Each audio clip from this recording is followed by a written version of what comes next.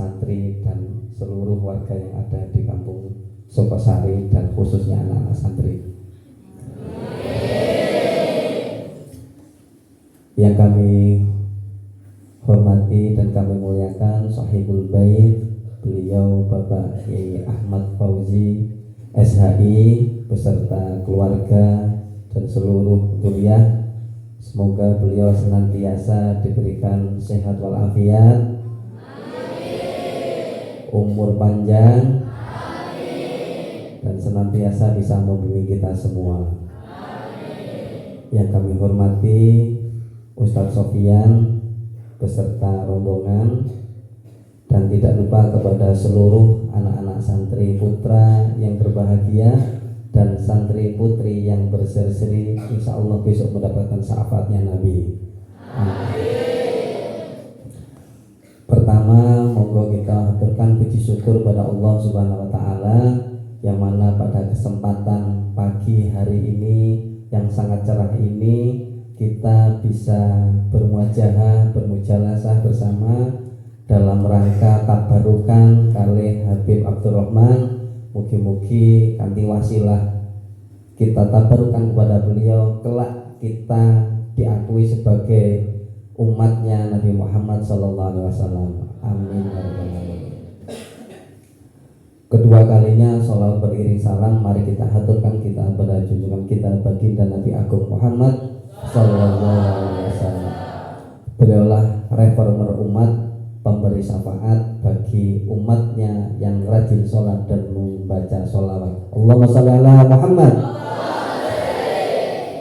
Anak-anak santri yang berbahagia, pada kesempatan hari ini kalian harus bersyukur karena kita bisa bermuajahah, kalian bisa bertemu langsung dengan salah satu cucu dari baginda Nabi Agung Muhammad SAW.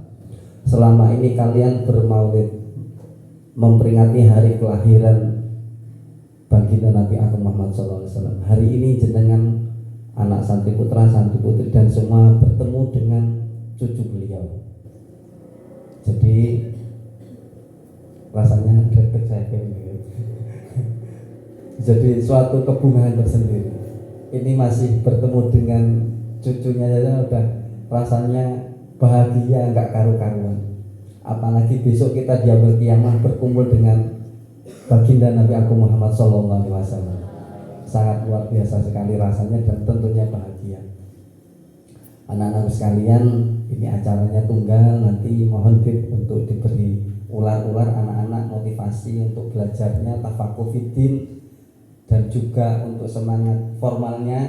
Jadi anak-anak ini diciptakan untuk berimpak, mempunyai ilmu iman dan takwa, juga dididik ilmu sains dan teknologi. Jadi ada pondoknya juga ada formalnya. Dan semoga dengan wasilah man arada dunya fa'alih bil ilmi wal akhirah bil ilmi wa aradahuma bil ilmi, semuanya kita terapkan di sini. Mungkin santri-santri bermanfaat barokah di sini. Oleh karena itu pada anak-anak sekalian nanti mohon dimirengake napa ingkang dipun aturaken kalih Habib nggih. Terus ngoten Bib, wekdal kula semanggaaken.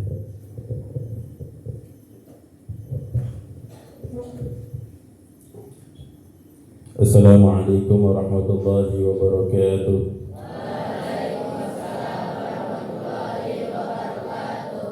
Alhamdulillahi rabbil alamin wa bihi nasta'inu ala umri dunya waddin. Wassalatu wassalamu ala sayyidil mursalin sayyidina Muhammadin khataman nabiyyin wa ala alihi wa sahbihi ajma'in. Subhanaka la ilma lana illa ma 'allamtana innaka antal alimul hakim wa tub 'alaina innaka antat tawwabur rahim. Rabbi shrah li sadri wa yassir li amri wa hlul 'uqdatam min lisani yafqahu qawli. Amma ba'du. Yang saya hormati, saya muliakan bil khusus daripada pimpinan Pondok Pesantren Sunan Muria Darul Farah Bapak Ustaz Ahmad Fauzi SHI, yang semoga Allah Subhanahu wa Ta'ala berikan panjang umur kepada beliau, diberikan kesehatan, dimudahkan urusan, dikabulkan hajat-hajatnya, amin ya rabbal alamin.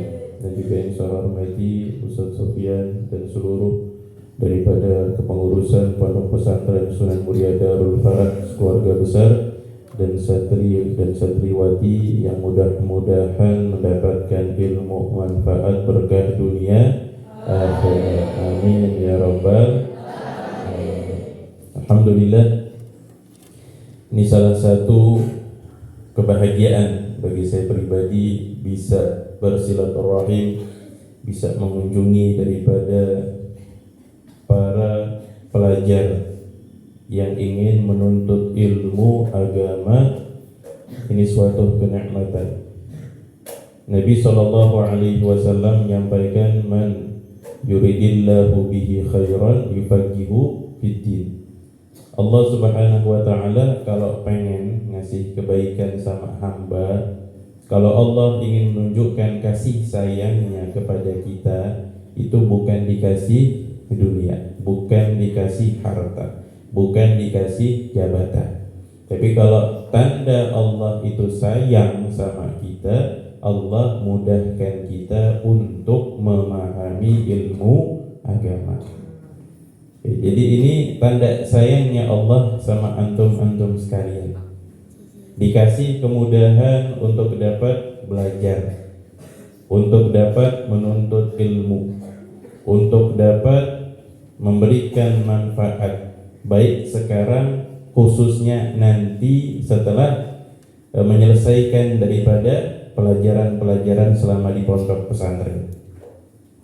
Dan kalau seandainya kita perhatikan bahwasanya para sahabat radhiyallahu anhum itu luar biasa keinginan mereka untuk mendapatkan ilmu. Di sela-selanya banyaknya perjuangan-perjuangan, ya, di dalam sejarah Nabi itu kan panjang. Ya, di sela-selanya adanya perang Badar, adanya perang Uhud, adanya Fathu Makkah, banyak kejadian-kejadian yang terjadi, banyak pemikiran-pemikiran yang dilakukan oleh Nabi dan para sahabat, tapi ternyata mereka sangat-sangat menyempatkan waktu mereka untuk mendapatkan ilmu-ilmu yang disampaikan oleh Nabi kita Muhammad sallallahu alaihi wasallam. Sehingga ilmu itu pun sampai kepada kita, ilmu Al-Quran, ilmu tafsir, ilmu hadis yang berkaitan dengan ilmu hadis, yang sehingga para ulama memberikan kemudahan kepada kita daripada ilmu fikih. Ini karena zaman sekarang ini ada orang-orang yang bilang kembali ke Al-Quran dan hadis. Ucapannya benar, nggak ada salah. Tapi yang salah itu adalah pola pikirnya. Ya, benar, semua kita kembalikan ke Al-Quran dan hadis, tapi bukan berarti tidak mengambil daripada pendapat para ulama yang memahami Al-Quran dan hadis. Adanya Imam Syafi'i, Imam Malik, Imam Ahmad bin Hanbal, Imam Abu Hanifah, belum lagi Imam Bukhari, Imam Muslim, dan banyak ulama-ulama ahli hadis.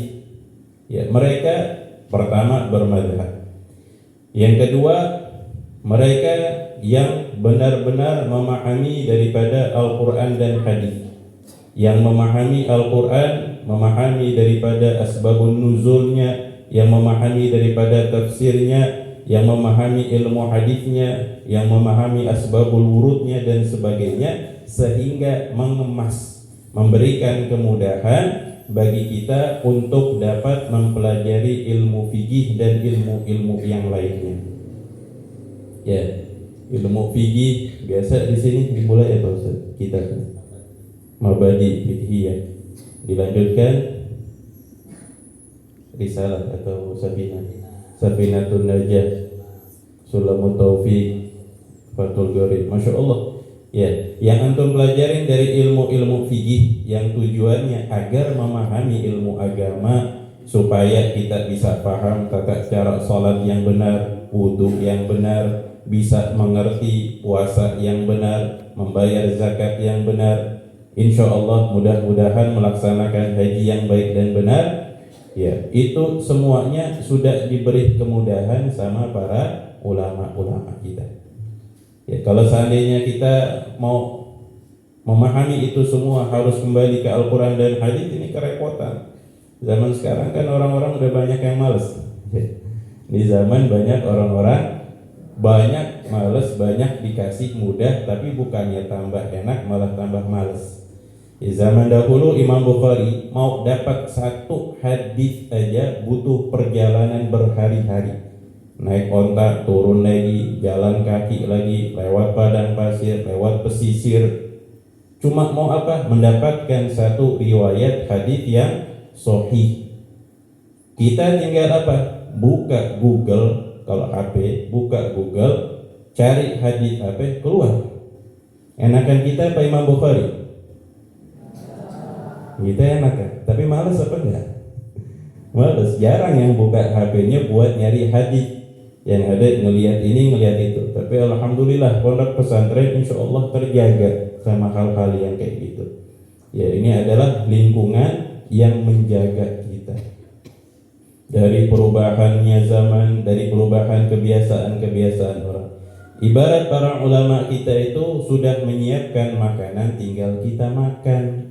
Yang hadisnya sudah diriwayatkan, hadis yang sahih dijelaskan, hadis yang hasan dijelaskan, hadis yang dhaif dijelaskan, ilmu tafsirnya sudah dijelaskan, diambil dari kalamnya ucapan sahabat Abbas, Sayyidina Abdullah bin Abbas, Sayyidina Abdullah bin Mas'ud, dan banyaknya pendapat-pendapat sahabat yang menerangkan tentang tafsir ayat-ayat Al-Quran. Belum lagi Imam Syafi'i mengemas daripada ilmu fikihnya, ini rukun sholat, ini caranya atau furudul wudunya.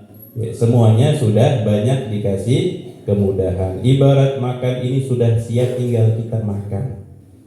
Ya, jadi jangan disia-siakan. Ya, buka kitab fikihnya, dipelajari. Pertama kita butuh, yang pertama kita niatkan kita butuh terhadap ilmu-ilmu tadi. Ya, antum semuanya butuh. Mau sholat yang benar, cara-cara. Insyaallah, betul.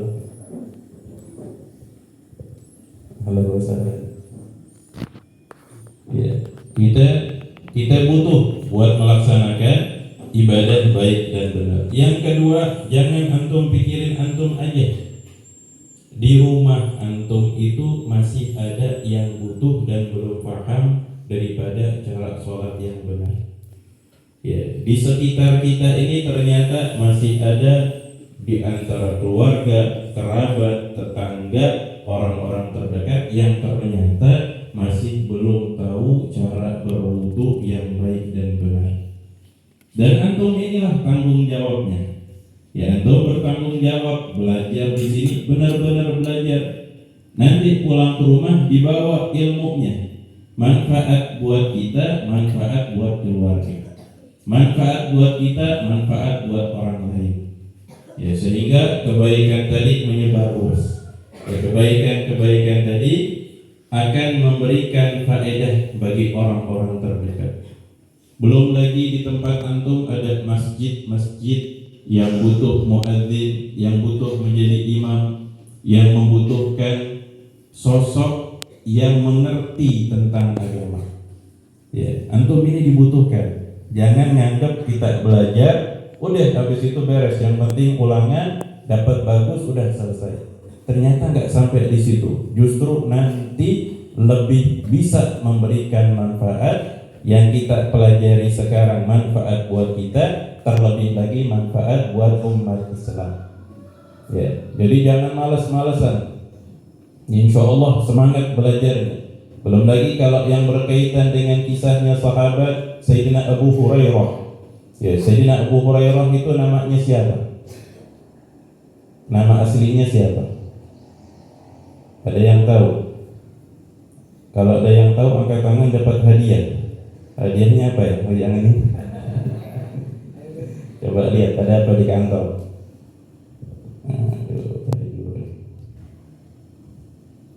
Tasbih. Nah, ya, ini tasbihnya jumlahnya udah agak 99 tadi. Udah banyak yang rusak. Masya Allah. Ayo, yang tahu namanya aslinya Abu Hurairah dapat hadiah tasbih.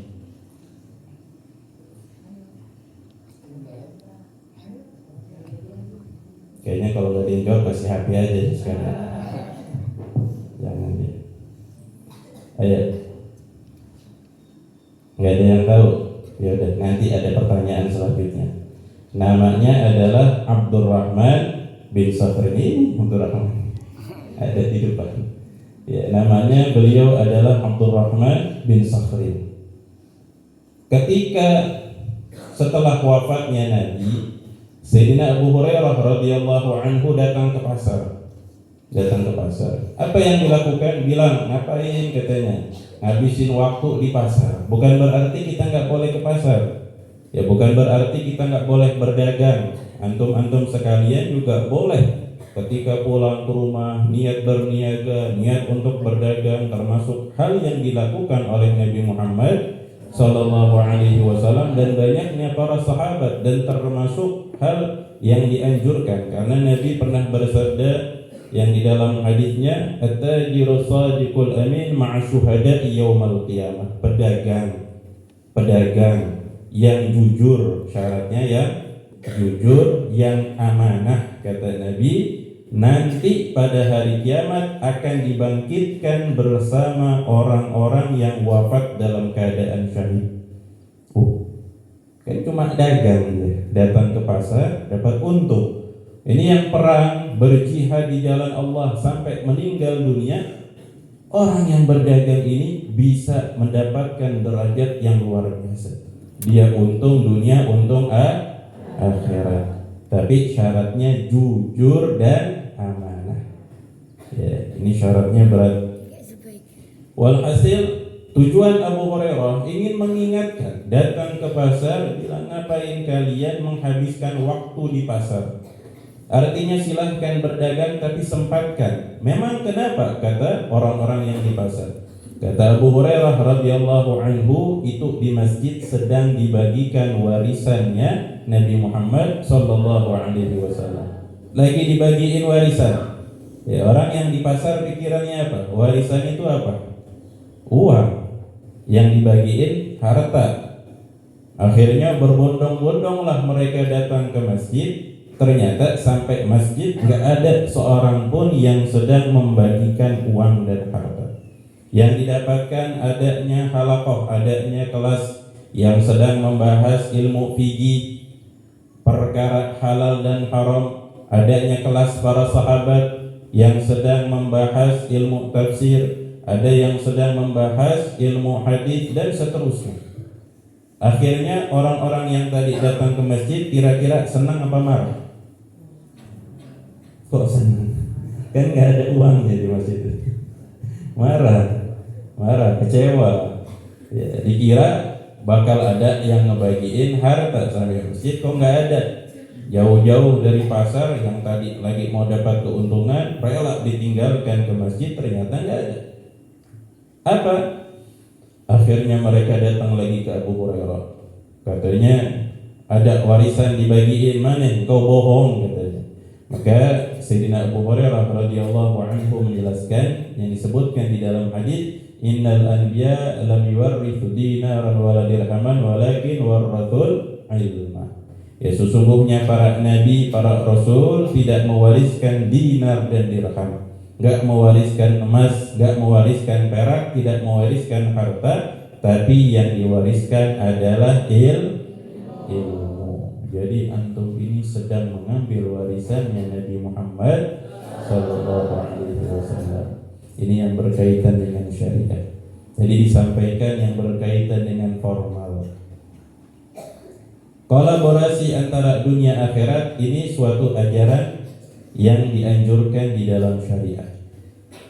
Allah memerintahkan kita, mengajarkan kita berdoa di dalam ayat Al-Quran, Rabbana atina fid dunya hasanah wa fil akhirati hasanah wa qina adzabannar. Kebaikan dunia ada kebaikan akhirat. Tapi kita tahu dulu kebaikan dunia ini apa? Ya, kebaikan dunia ini adalah ketika mampu mengalihkan segala hal yang Allah titipkan dari kenikmatan-kenikmatan untuk kebaikan akhirat. Ya, kita punya apa yang Allah titipkan? Kita punya HP, manfaatkan untuk kebaikan akhirat. Kita punya kendaraan, kita manfaatkan untuk kebaikan akhirat. Kita punya uang, kita manfaatkan untuk kebaikan akhirat. Apapun yang kita miliki, manfaatkan untuk kebaikan akhirat. Nggak boleh jajan, boleh jajan, tapi diniatkan. Segala hal perkara yang mubah bisa menjadi kebaikan kalau diniatkan. Kita mau jajan, beli makanan yang enak, niatkan biar hati senang, hati bahagia, enak ibadah. Biar hati senang, hati gembira, semangat untuk belajar, boleh. Ya, kita mau olahraga, mau aktivitas ini, mau jalan-jalan, mau tamasya, mau rehlah, mau apapun kita lakukan di dunia, kita niatkan untuk ketaatan, dicatat, mendapatkan pahala. Ya, begitu pula tadi kita mengharapkan kebaikan dunia. Kita belajar ilmu sainsnya, kita belajar ilmu misalnya kedokterannya, apapun ilmu yang kita pelajari. Ya, yang berkaitan mungkin dianggap ini berkaitan dengan dunia, tapi ternyata di balik itu ada manfaat yang besar bagi umat Islam. Kalau seandainya di antara kalangan umat Islam nggak ada yang jadi dokter, repot apa nggak repot? Repot. Ya, akhirnya kita masuk ke rumah sakit bertemu dengan orang-orang yang tidak beriman kepada Allah. Kita nggak tahu yang dimasukkan ke tubuh kita itu halal atau enggak. Tapi kalau seandainya kita datang, ternyata dokternya muslim yang taat, hafal Al-Quran, mengerti ilmunya, kan kita tenang. Kita mau berobat juga merasa tenang. Ya begitu. Mau apapun yang kita raih di dunia, tapi jadikan kebaikan dan manfaat bagi umat Islam. Mau jadi arsitek, ya niat nanti mau jadi arsitek yang pandai, yang cerdas, yang bisa memberikan manfaat, membangun masjid-masjid, membangun pondok pesantren, ya dengan ilmu yang dia miliki bisa memberikan manfaat bagi umat Islam. Ya, jadi apapun yang sedang kita pelajari di pondok ini, niatkan dengan niat-niat yang baik. Dan camkan antum sekalian ini sangat dibutuhkan. Ya, insya Allah dengan itu semangat belajarnya, semangat ya insya Allah. Kayaknya lagi nunggu pertanyaan nih. Kalau nggak ada pertanyaan lagi, ya semangat insya Allah belajarnya, semangat insya Allah untuk mendapatkan ilmu daripada ilmu yang memberikan kebaikan di dunia dan kebaikan di akhirat. Mudah-mudahan ya insya Allah ini saja, atau mungkin ada tambahan Ustaz? Cukup di sini saja.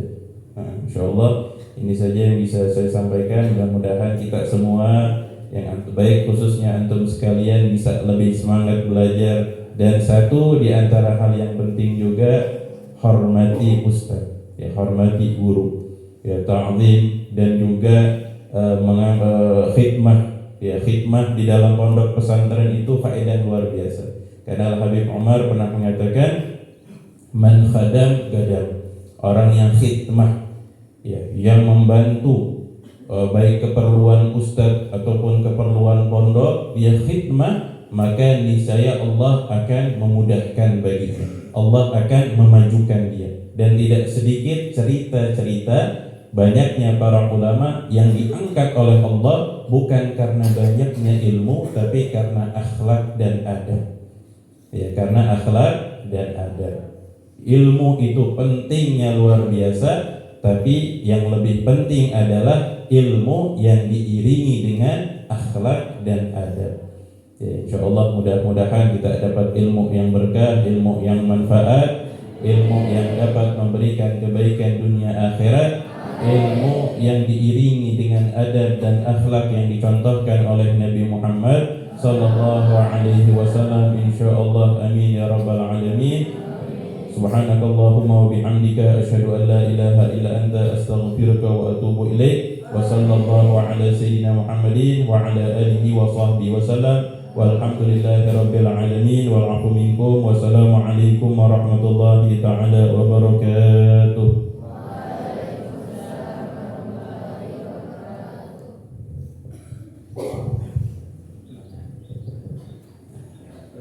Alhamdulillahirabbil alamin.